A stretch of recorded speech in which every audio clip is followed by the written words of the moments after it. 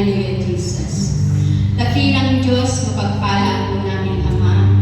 Maraming salamat po sa umagang ito, Panginoon, na binigyan mo po kami ng magandang panahon, kalakasan ng aming katawan, Panginoon.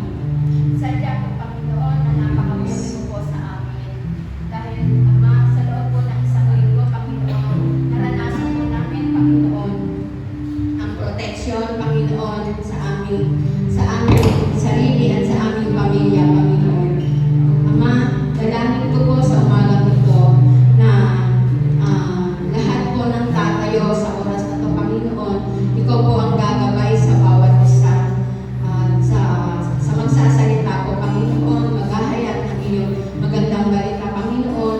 Ikaw po ang Diyos na sasama, magbubukas ng kanyang isipan upang, Panginoon, yung mga salita mo na mahahayag ngayong umaga, Panginoon, ito po ay magbibigay ng kalakasan, magbibigay po ng transformation sa buhay ng bawat isa.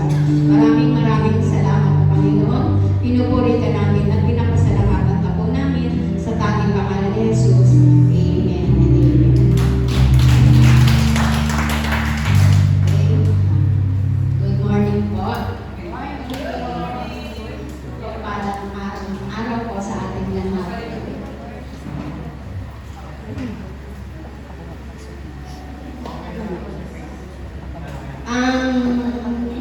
Ang ating pong devotion ngayon ay may topic po ako na nakuha. Yung topic po doon sa devotion po ay yung buhay na pag-asa sa piling ni Jesus. Doon po sa una, sa verse 11, yung point po na nakuha ko doon, contentment. Contentment po. Ang sabi po sa verse 11, hindi ko sinasabi ito dahil kayo pinaghahanapan ko ng tulong. Natutunan ko ng masiyahan, maging anuman ang aking kalagayan. Ano po ba ang ibig sabihin ng contentment? Ang ibig sabihin po ng contentment, yung meron po tayong kakontentuhan sa buhay. Kasi nga po, sabi dito ni Pablo, natutunan ko ng masiyahan, maging anuman ang aking kalagayan. Ang contentment po, halimbawa po, meron tayong cellphone. Yung cellphone po natin ay kukurap-kurap na. Pero meron po tayong pambili. Meron tayong pwede ipambili para mapalitan na po yung cellphone. Pero, dapat po, dahil kailangan natin makontento po tayo doon, kahit yung po ay kukurap-kurap na at nagagamit pa naman. Dahil yung perang pambibili po natin, pwede pa naman pong magamit sa ibang bagay na mas mahalaga. Kaya, pagtitiisan po natin kung ano po yung meron tayo. Kasi, hindi naman po tayo pababayaan ni Lord. Darating din yung tamang panahon, makakabili pa rin po tayo ng ating gusto. Makontento po tayo kung ano po yung hawak po natin ngayon, kung ano ang meron po tayo. Sabi nga, mga kapatid, magkaroon tayo ng kontentuhan sa buhay dahil sinabi ng Panginoon na hindi niya tayo iiwan ni pababayaan man. Ang Diyos na nangako sa atin ay tapat at hindi nagkukulang. Hindi naman po masama na humingi tayo ng tulong sa ibang tao. Ngunit ang tulong po ng tao ay meron po itong limitasyon. Hindi po katulad sa Diyos na kapag tayo po ay lumapit sa Kanya at humingi sa Kanya, hindi po tayo mapapahiya at hindi po niya tayo tatanggihan. Pero di ba, ang tao, minsan nakalapit po tayo, minsan masasaktan pa tayo kasi hindi po tayo napagbigyan. Pero kung sa Panginoon po tayo lalapit, talagang 100%, hindi man po ngayon, darating po yung time, talagang ipagkakalaw po sa atin ng Lord yung ating kailangan.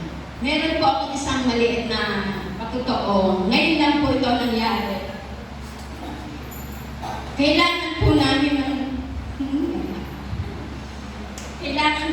ng 6,000.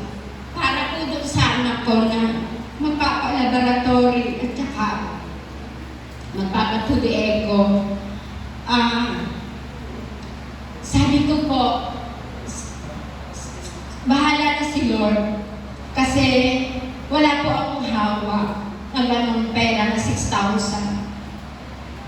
Ngayon, meron po akong sinadya sa mga kasama ko sa trabaho na magawa kami ng paluwagan para meron tayo naiipon, hindi puro tayo gastos. Ngayon, yung paluwagan na yun, sumakto po sa pangangailangan ng anak ko.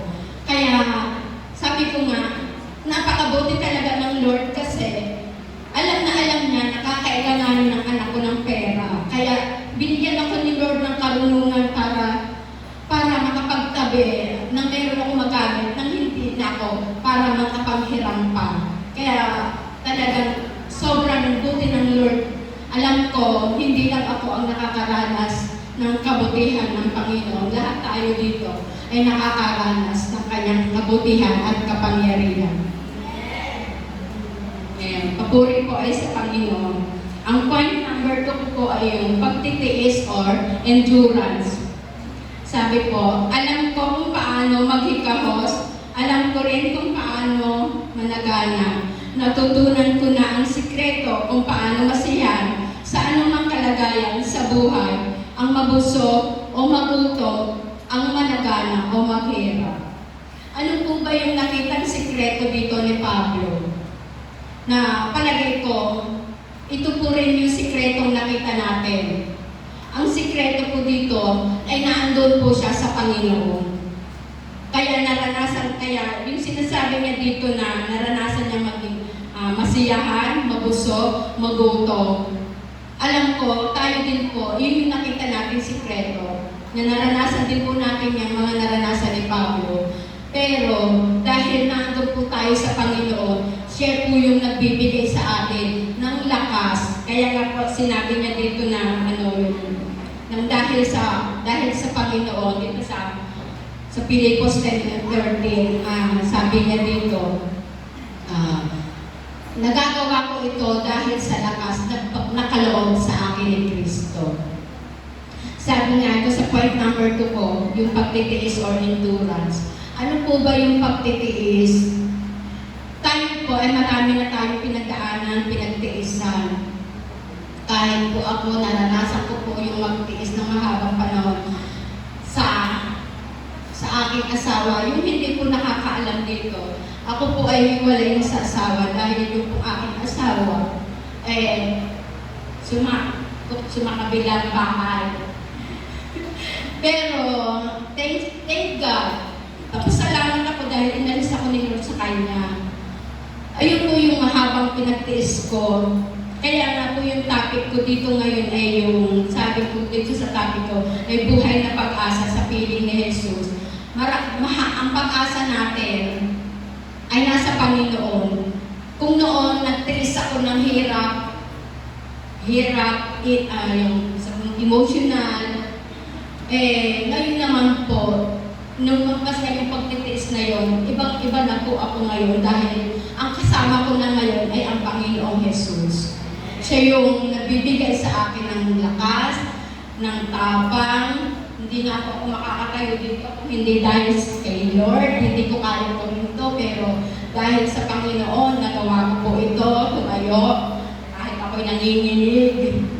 Kaya sabi nga po, yung pagtitiis natin na yan, yung kunyari ang ulam natin ay tuyo araw-araw, hindi sa habang panahon, mag-uulam tayo ng tuyo, kakain din tayo ng masarap.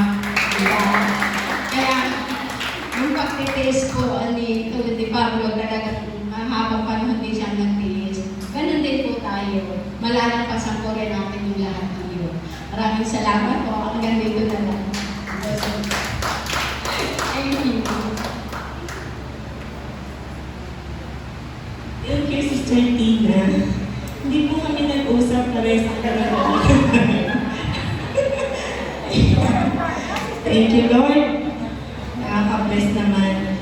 Sabi nga ni Sister Tina, natatakot ako siya tumayo. Pero mabuti yun na may takot tayo kasi makikita ang kagalingan ng Lord through our lives.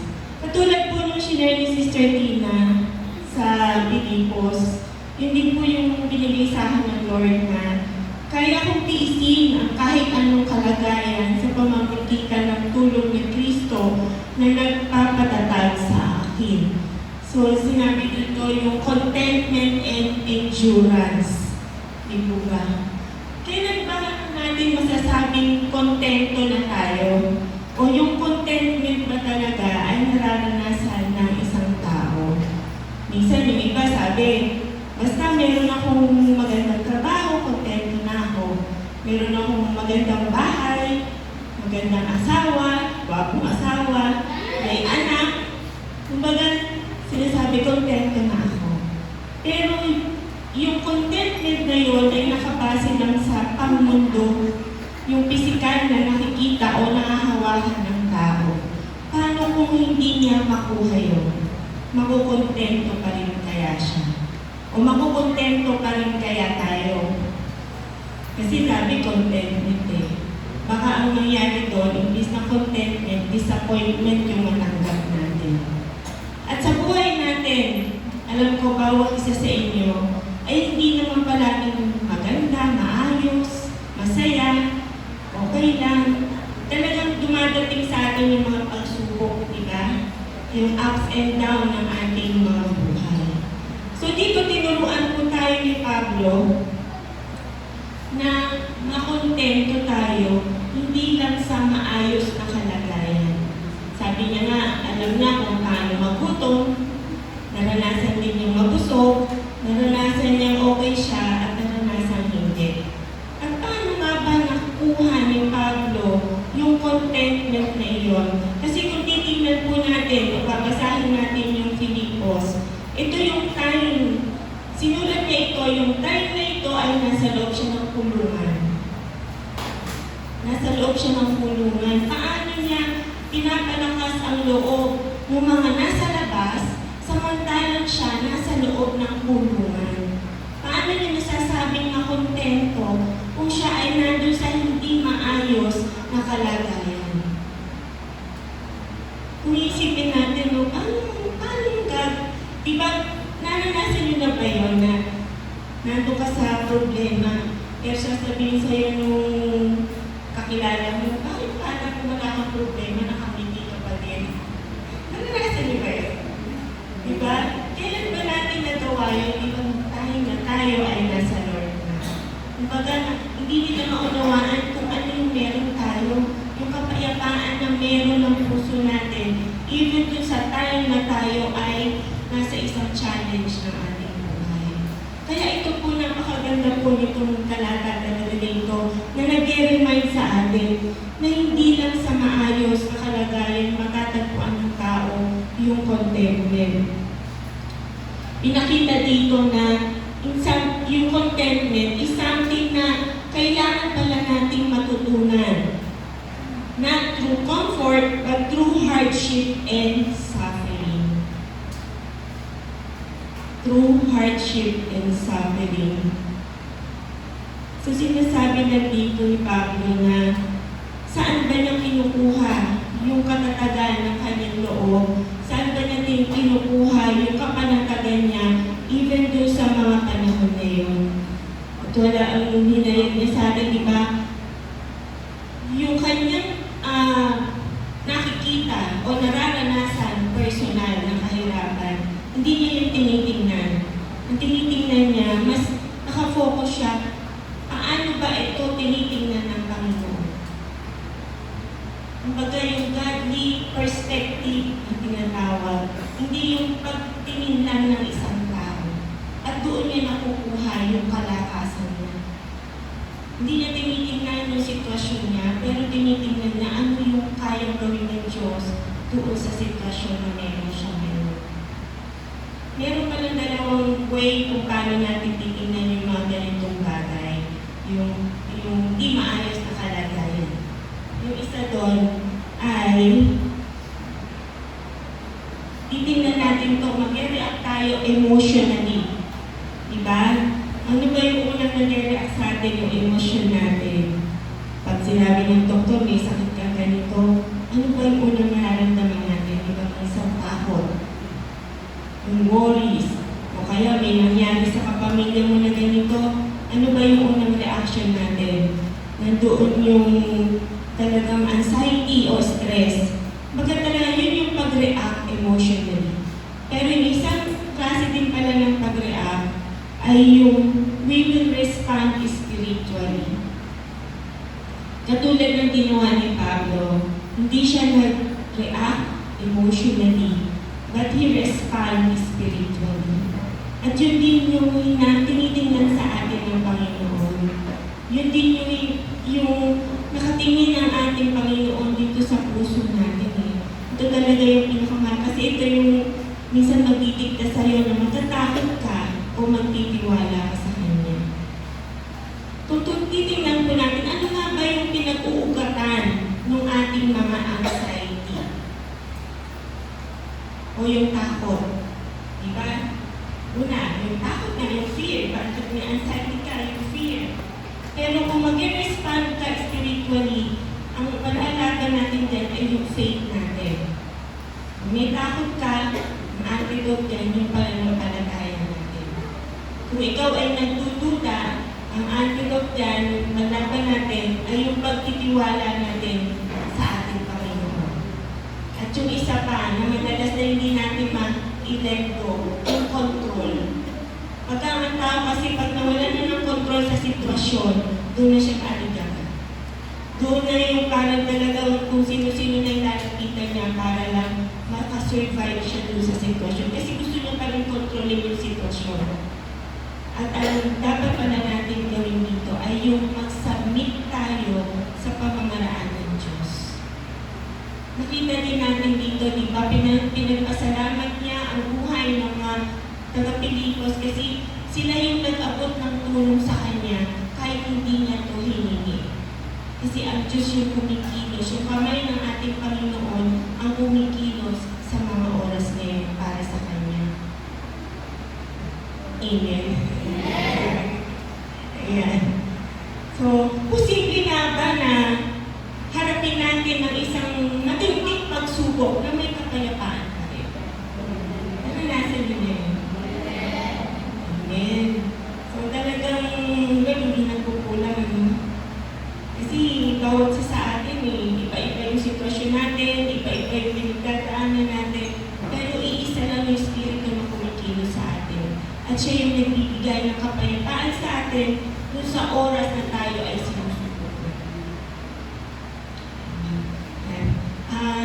Pinagmamalaki ko po ang Panginoon sa buhay namin, sa buhay ng pamilya ko. Kasi sa maraming pagkakataon, talagang kinasanayan na namin yung hanapin yung purpose ng Lord dun sa bawat struggles o bawat problema na dumadaan sa buhay namin ng aming pamilya.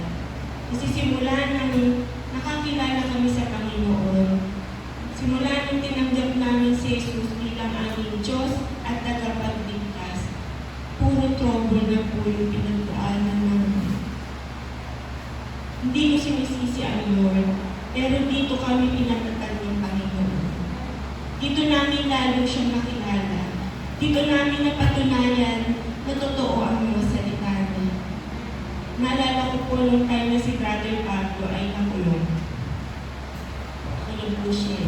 Talagang pinasok siya sa loob ng kulungan. Parang si Pablo din. Dinaya niya si Pablo.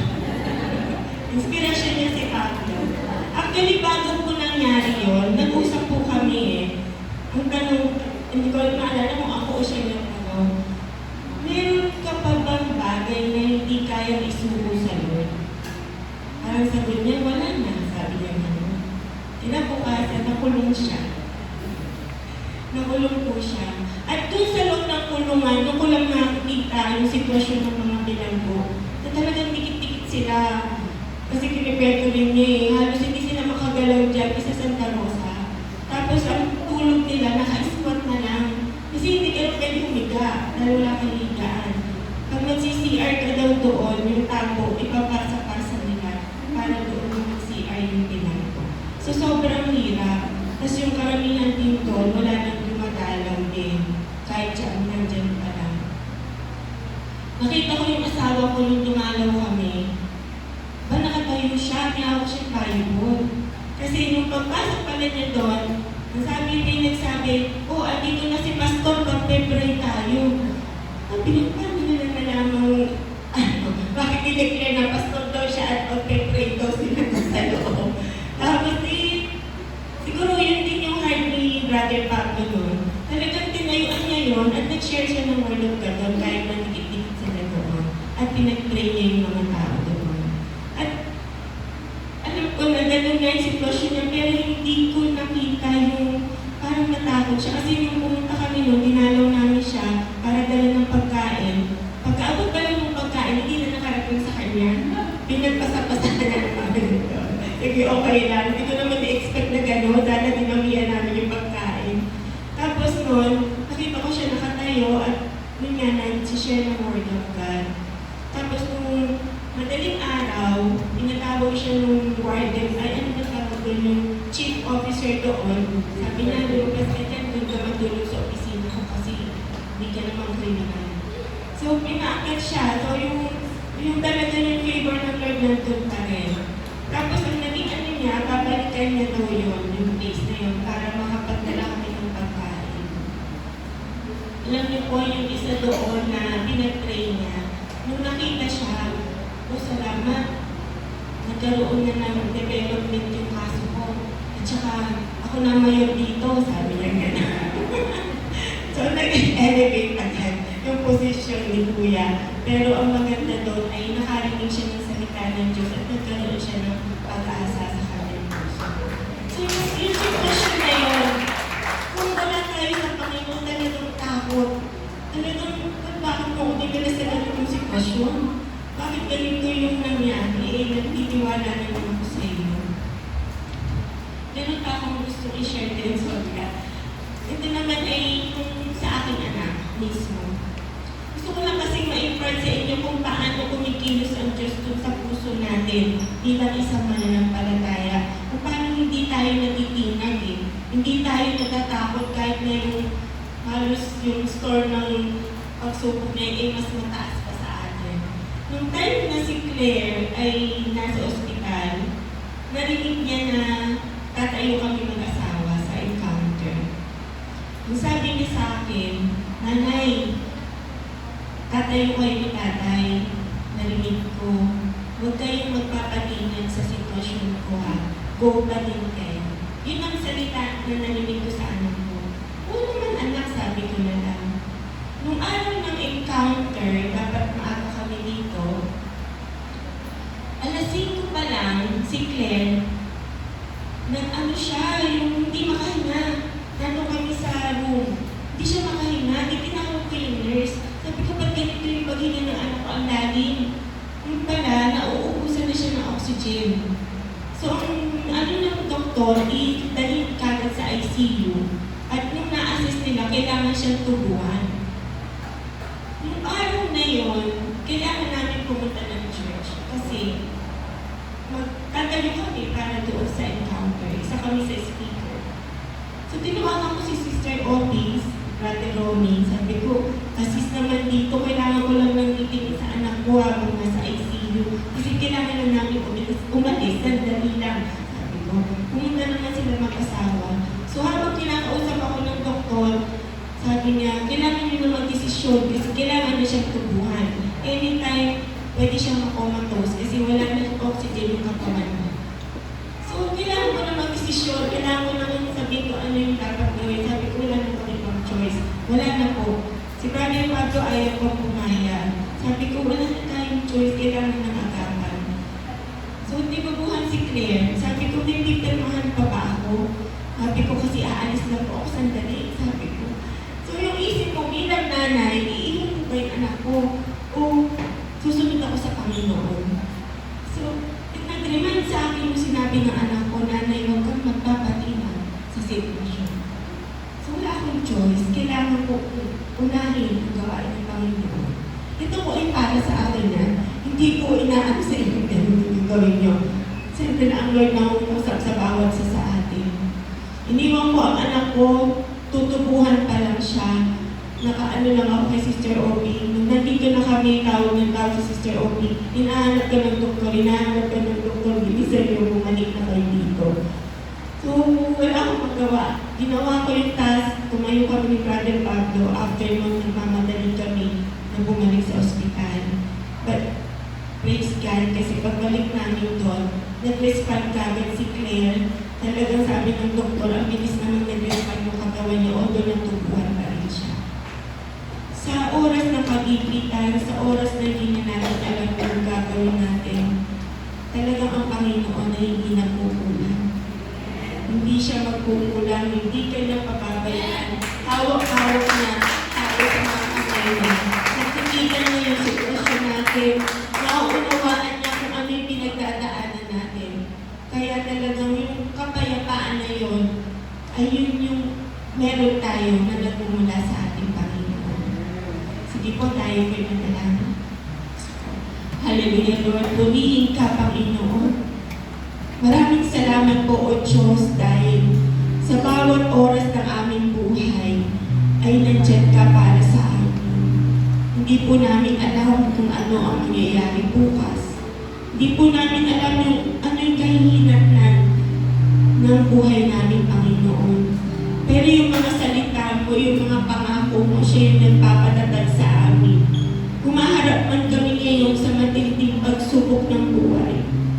Ito man po ay kalusugan, pinansyal na pangangailangan, relasyon sa aming sambahayan. Hindi man namin alam yung solusyon, hindi namin alam kung saan kami hihingi ng tulong. Pero lumatagpuan ka namin, Panginoong Hesus, doon namin nakilala ang tunay na Diyos.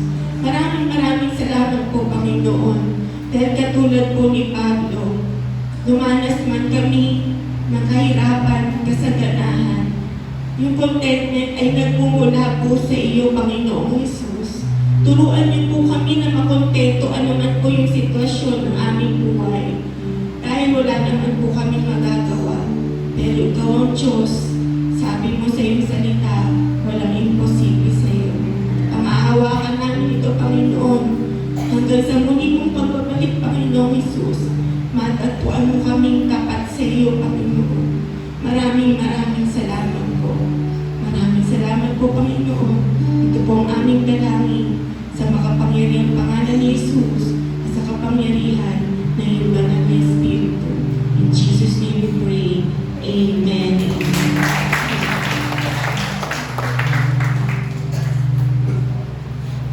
Ayan, sige po. Muna po tayo. Sa ating pong service ngayon, ito po yung mga lingkod ng Diyos na gagamitin niya sa song lead Sister Estela, devotion Sister Tina, and call to order si Sister Dorothy. Sa ating pong scripture reading si Brother Pablo, sa prayer and word si Pastor Henry, sa prayer box si Brother Bobby, tithes and offering si Sister Glory Fe, sa announcement, first time, Pastor Henry. Sige. Then, declaration of faith and closing prayers si Brother Pablo, Kids Ministry si Sister Manny Lynn and Sister Laika, then ang ating pong intercessor si Sister Helen at si Sister Flor. Kung nandito po ba lahat yung tinawag kong pangalan, pwede tayo po kayo, yung mga naka-assign. Yan. Sige, tayo po ay mag-pray para sa ating service. I-hands po natin yung mga tatay ngayon for the anointing of our Lord. Sige po. Hallelujah, Lord. Purihin ka, Panginoon. Maraming salamat po muli, O Diyos, sa umagang ito na kami ay nandito lahat, excited, full of expectations, Panginoon, sa gagawin mo sa umagang ito. Maraming salamat dahil may lakas po kami, Panginoon, para makapagpatuloy pa. At patuloy namin itinataas sa inyo, dinadalangin ang sa ating service na ito, na ikaw po yung patuloy na maitaas at mapapurihan sa buhay ng bawat isa. Lord, ikaw po ang tumawag sa bawat isa, sa mga lingkod po, para yung magamit sa iyong banal na gawain. We pray for your anointing sa bawat tatayo, Panginoon, lalo na po sa lingkod na gagamitin mo na maghahayag ng iyong salita. Ikaw po yung patuloy na makita at yung pangunawa ay magmula sa iyo, Panginoon, kung saan mo ang aming mga puso't isipan upang ang iyong mga salita na iahayag sa umagang ito ay patuloy na kumilos sa buhay ng bawat isa. Ito ay pagbabago sa amin, ito ay magbibigay ng pag-asa sa amin, ito ay magtutuwid sa buhay namin, Panginoon, sa aming mga karakter, sa aming pagtingin sa buhay, Panginoon. Ito po yung magiging gabay namin para kami ay patuloy na lumakad in your righteousness, Panginoon Diyos. Maraming salamat po. Lord, sinasansala po namin ang lahat ng gawa ng kaaway na maaari kumadlang sa gawain na ito. Sa bawat gagamitin, Panginoon, i-bless niyo po ang lahat ng gagamitin upang ito ay maging maayos at wala po maging problema. Maraming salamat po, Panginoon. Punuin niyo po ang bulwagan na ito. Paranas niyo po ang iyong banal na presensya sa oras na ito, Panginoon, hanggang matapos po ang gawain, Panginoon. Fill this place with your holy presence, with your Holy Spirit. Wala ka pong lalampasan, Panginoon. Maraming salamat po, O Diyos. Ngayon pa lang, inaangkin na po namin ng katagumpayan ng iyong gawain, Panginoon, sa iyong kapurihan at itataas po namin ang dakila mong pangalan. In Jesus' name we pray.